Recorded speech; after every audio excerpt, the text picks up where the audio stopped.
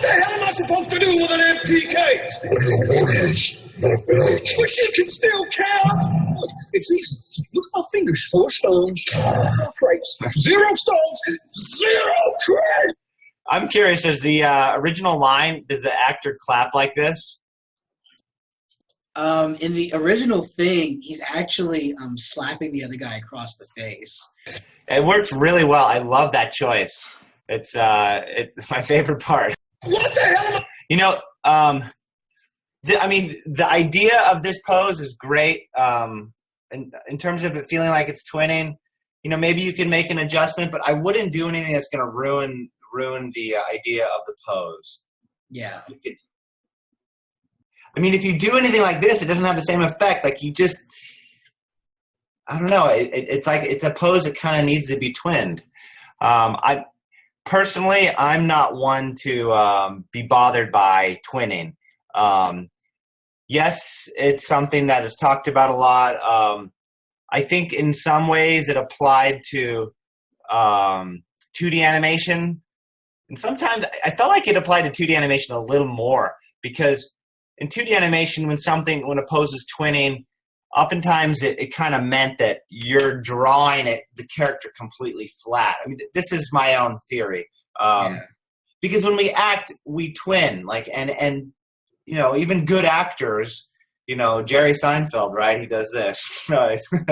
I mean, it's not a wrong choice to twin. It just visually, you know, you try to figure out ways and tools to make something visually more interesting. And like, let's say in 2D animation, it's easier to draw something flat and symmetrical on each side. It's harder to draw something in perspective.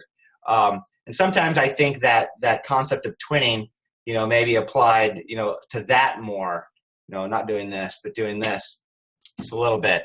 But yeah, there still is the concept of twinning, meaning like the person or the performer isn't being creative. They're not thinking, you know, if something works for the choice, if it supports the acting choice really well, then I usually don't question it.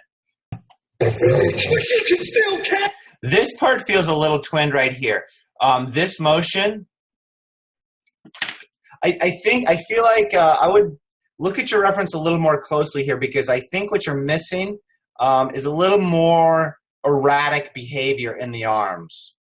You know, it's like, but you can still count. Like my arms are like, what? You stupid idiot.